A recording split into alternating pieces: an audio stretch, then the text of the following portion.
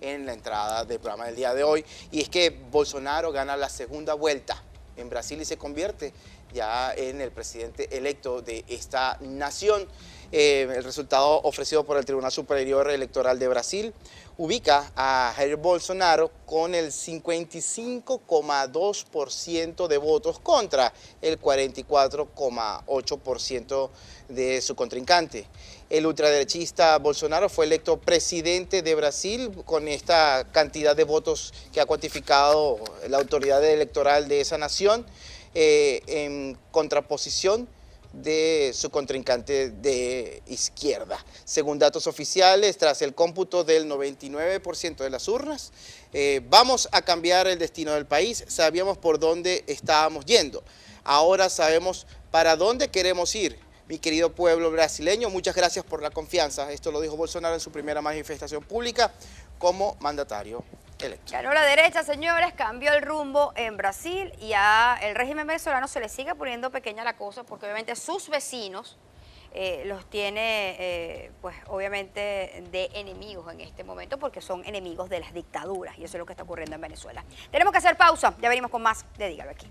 Con más de Dígalo Aquí, tal y como lo señalábamos, el brasileño pues ha cambiado radicalmente de rumbo en vez de el continuismo que llevaba esta izquierda y que obviamente en virtud del desagrado de tanta corrupción y de tantas situaciones que han tenido que pasar los habitantes de este país, pues decidieron cambiar de rumbo completamente e irse hacia la derecha en Brasil en esta segunda vuelta. Nada que cambió al principio de en la primera vuelta y pues quizás ya se veía venir este triunfo de Bolsonaro en virtud de las diferencias. Sin embargo, pues había que esperar qué era lo que iba a ocurrir. Para hablar un poco de esto, nos acompaña nuestro colega que siempre está atento, haciendo análisis pertinentes. De hecho, el viernes lo tuvimos haciendo la previa justamente de estas elecciones a Patricio de la Barra, corresponsal de Radio Cooperativa en Brasil. ¿Cómo estás, Patricio?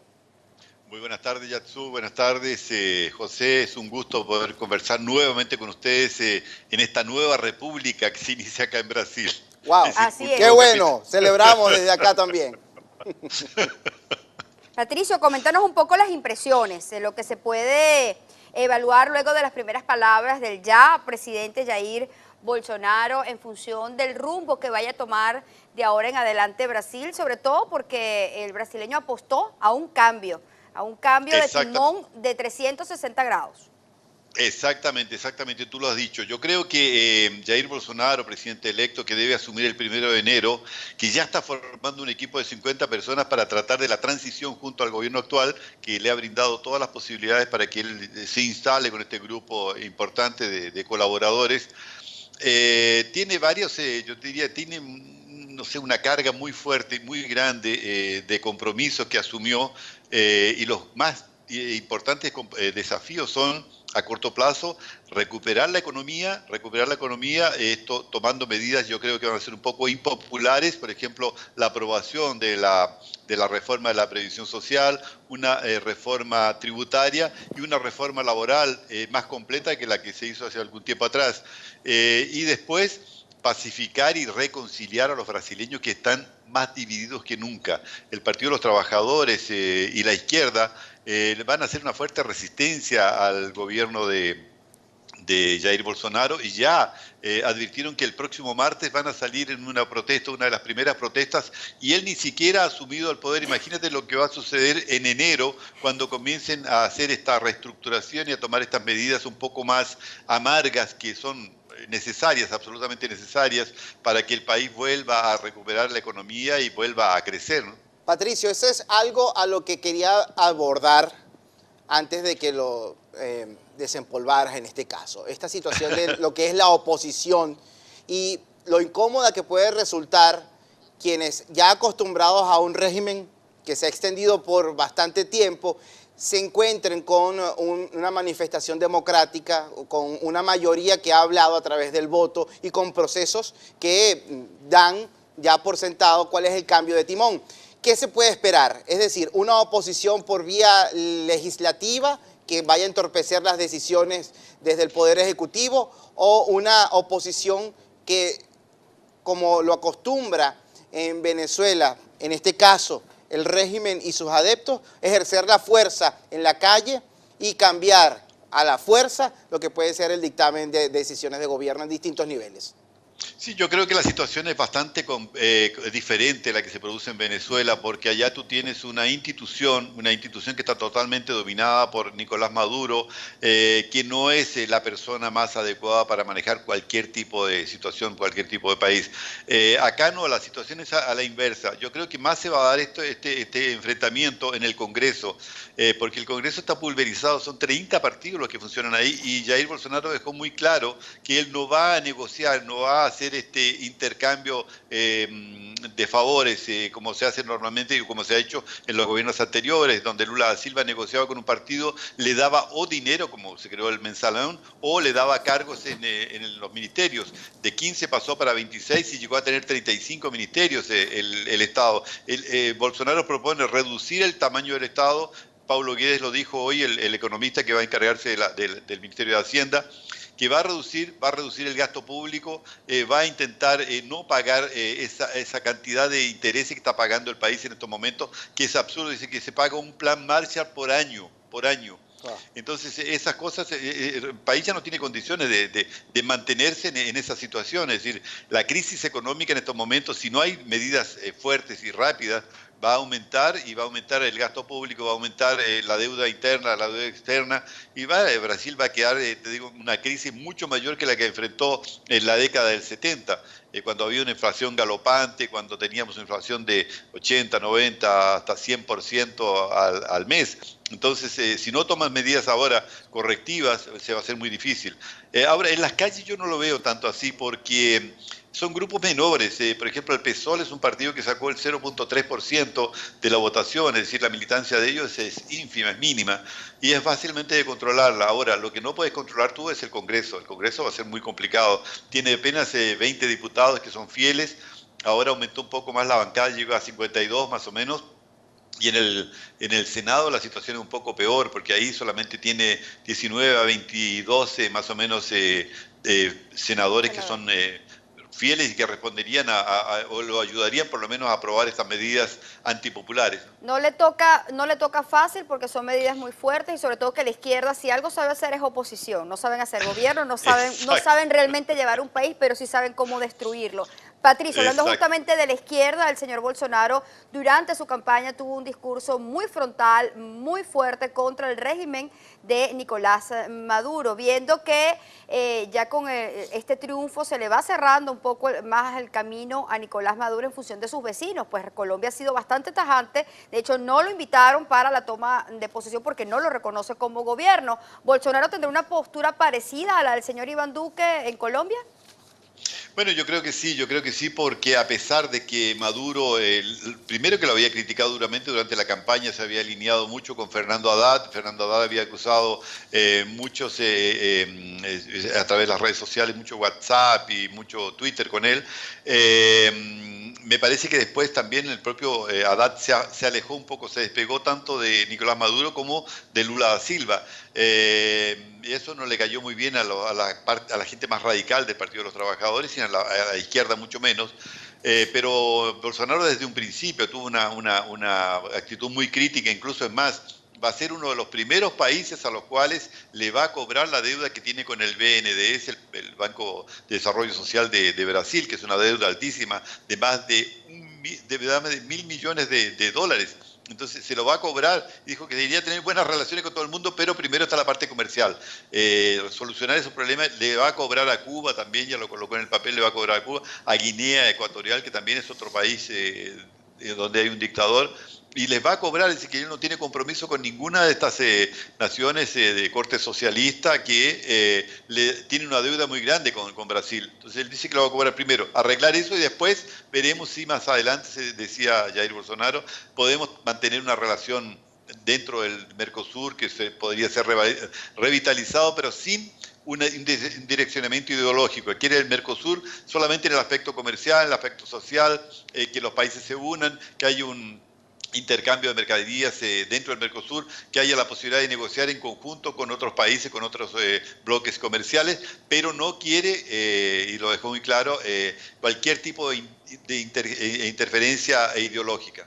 Patricio, muchísimas gracias. Gracias como siempre por aclararnos un poco la situación a la distancia y de seguro en los próximos días vamos a establecer contacto con tu permiso nuevamente para conversar incluso a partir de esta manifestación que en este caso la izquierda ha anunciado ante el descontento que existe por el triunfo de Bolsonaro. Muchísimas gracias y un abrazo a la distancia, Patricio.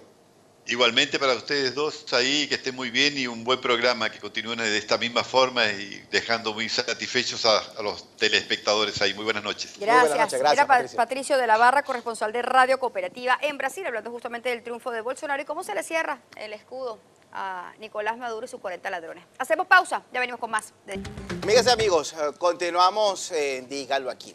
Ya como lo mencionamos en la entrada del programa, hay una información que en estos momentos se mantiene en el tapete por lo que representa para nuestros hermanos venezolanos al momento en que han tomado la decisión de marcharse de nuestra querida patria y decidir recorrer nuevos destinos y llegar incluso hasta una nación que les ha abierto los brazos de manera incondicional, incluso les ha favorecido desde el punto de vista de inmigración para tener estatus legal en Perú, pero que ahora el gobierno, ante la gran cantidad de venezolanos, estamos hablando de más de 500.000 paisanos que se encuentran en esa nación y que puede en este caso sobrepasar un poco la capacidad de respuesta ante la necesidad de trabajo con la que cuentan nuestros paisanos en ese lugar. Precisamente para ello tenemos a un invitado muy especial en el día de hoy, Yatsu, que conversa con nosotros vía Skype. Así es, para conocer un poco las reacciones, porque esta es una noticia que acaba de salir, nos acompaña vía Skype desde Perú, Oscar Pérez. Recordemos que él es director de la ONG Unión Venezolana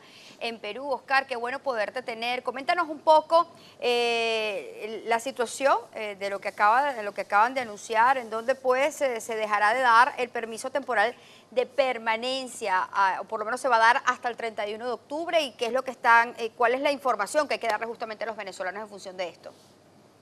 Hola, ¿cómo están?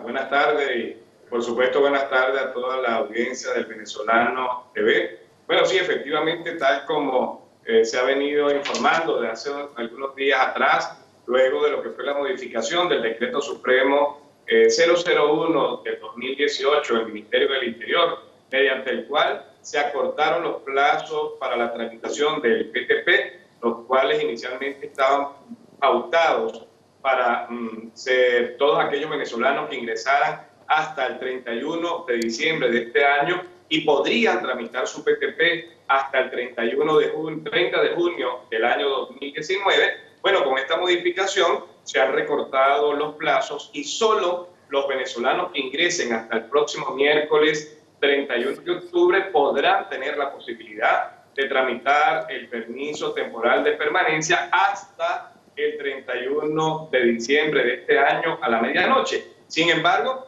nosotros hemos venido adelantando algunas diligencias ante algunas instancias del gobierno nacional, incluso hoy con autoridades de la OEA y otras organizaciones de la sociedad civil, tanto peruanas como venezolanas. Estábamos discutiendo sobre lo que va a ser una iniciativa que va a adelantar la ONG Unión Venezolana en Perú el próximo 2 de noviembre, cuando vamos a plantearle formalmente al presidente Martín Vizcarra y al ministro del Interior lo que, a nuestro entender, de manera muy respetuosa, deberían ser algunas pautas que se deberían adelantar para que se pueda regularizar la situación migratoria de algunos venezolanos que van a seguir llegando, porque esa es la realidad. Claro. Puede o no tramitarse el PTP. Se pueden colocar, no solamente en Perú, sino en cualquier otro país, algunas medidas restrictivas para controlar el ingreso de ciudadanos venezolanos a estos países, entre ellos Perú.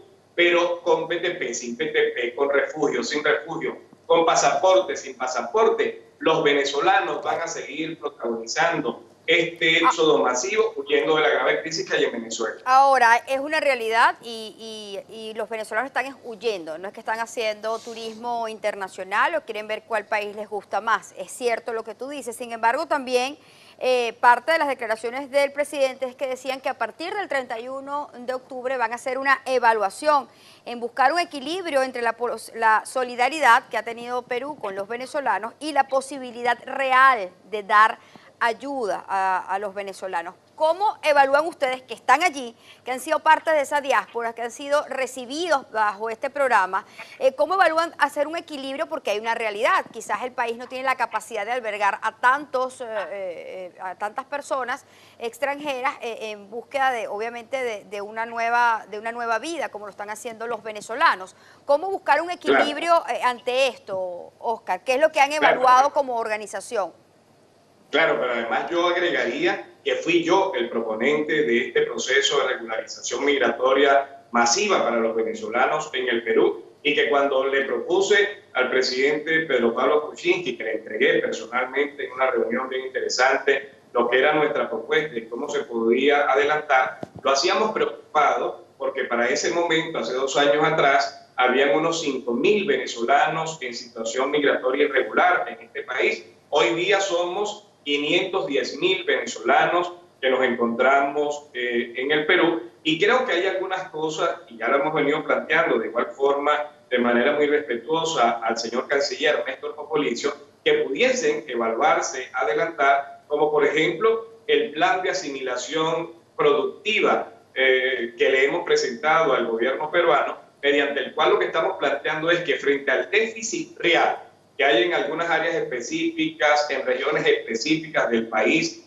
de profesionales en algunas carreras muy claramente determinadas, como médicos, enfermeras, psicólogos, psiquiatras, ingenieros, bueno, regularizar la situación de estos profesionales venezolanos que están llegando al Perú y que estos puedan firmar una suerte de contrato para trasladarse a las provincias del Perú en donde haya falta, en donde se haga necesaria la presencia de ellos. Creo que estas son cosas que se pueden adelantar, que pudiesen ser muy bien vistas, como en efecto lo son, por los peruanos, porque entenderían que los venezolanos vendríamos a aportar de manera bien consensuada nuestro talento para contribuir al desarrollo de este país. Oscar, ahora yo te quiero preguntar en relación a estas fechas, porque a mí me preocupa el hecho de que ya pasado mañana, ya estas personas, estos venezolanos que no hayan solicitado este permiso, esta autorización, no van a estar certificados para tener este tipo de regularización. Por lo que entiendo, este 31 de octubre. Es decir, que aquellas personas que estén saliendo, que hayan salido en un trayecto que puede durar a veces hasta 2 o 3 semanas, ni siquiera se van a dar cuenta de lo que está pasando y de esta decisión. ¿Qué puede suceder con estos paisanos? No, hay que tener claro que esta decisión no se está adoptando el día de hoy. Esta es una decisión que se adoptó ya hace 2 meses casi atrás. Lo que está anunciando el día de hoy el presidente Martín Vizcarra es que se va a hacer una evaluación para definitivamente saber si se va a extender o no la aplicación del permiso temporal de permanencia por unos meses más. Pero todo el mundo está claro de que hasta el 31 de noviembre, todos los que ingresen hasta el 31 van a poder tramitar el PTP. Y tan claro es, José, que el día de ayer ingresaron casi 5.000 venezolanos a territorio peruano, cuando se venía recibiendo un registro diario de unos 1.500 aproximadamente. Hay la intencionalidad de los venezolanos de aprovechar estos 2-3 días que quedan para poder optar, ingresando antes de la medianoche del 31 de octubre, poder optar al permiso temporal de permanencia. Pero también vamos a presentar el próximo 2, como estoy diciendo, un documento donde de manera muy respetuosa le pedimos al señor canciller que evalúe la posibilidad de comenzar a emitir las visas humanitarias, que fue la primera cosa, la primera norma que nosotros solicitamos hace ya 3 años atrás, que se comience a otorgar estas visas humanitarias para personas con ciertos niveles mayores de vulnerabilidad, como son niños, niñas, adolescentes, mujeres en estado de gestación, adultos mayores, enfermos crónicos y ciudadanos venezolanos o ciudadanas venezolanas que vengan a reagruparse familiarmente con algún ciudadano venezolano que ya haya regularizado su situación migratoria en este país. O sea que la visa humanitaria está claramente consagrada de igual forma en el decreto legislativo 1350, que es la ley de migración en este país, pudiese ser una alternativa para poder seguir atendiendo a los miles de venezolanos que semanalmente vienen llegando a este noble país que nos ha recibido con los brazos abiertos. Oscar, vamos a estar atentos entonces a ese documento que van a entregar, que pudiera darles algunas alternativas, porque obviamente ellos como país hay que agradecer que hayan recibido este número de venezolanos, pero hay que tratar de ayudar y buscar alternativas en conjunto, tanto para que el país no se sienta quizás agobiado con... Claro. Tantos venezolanos, claro, y que de alguna manera nosotros también como venezolanos podamos aportar a ese país. Mira, finalmente yo lo que quiero decir es que rápidamente, Oscar, se pueden tomar muchas medidas para tratar de evitar de que este éxodo, como en efecto ustedes dicen, siga generando problemas en los países donde estamos llegando, porque definitivamente al final nos convertimos en un problema.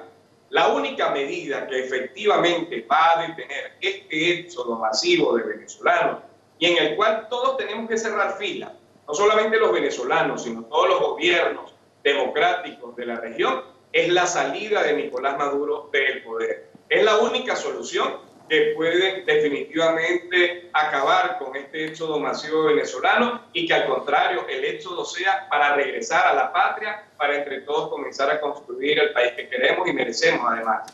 Así es, están huyendo de una tiranía y eso es una realidad, Oscar. Sin embargo, pues obviamente hay que buscar, así como estás haciendo tú y tu grupo, soluciones para aportar, más allá de criticar o de señalar, porque también hay que agradecerles a estos países que nos han abierto los brazos. Faltarán días de vida para que los venezolanos podamos agradecer a plenitud al Perú, a su gobierno, a sus instituciones y al noble pueblo peruano lo que a diario hacen por nosotros en este momento de dificultad. Muchísimas gracias, Oscar. Y hay otros países también. Un saludo a todos los paisanos que están contigo en la organización. Muchísimas gracias. Así es, Oscar Pérez, director de la ONG Unión Venezolana en Perú. Hacemos pausa, ya venimos.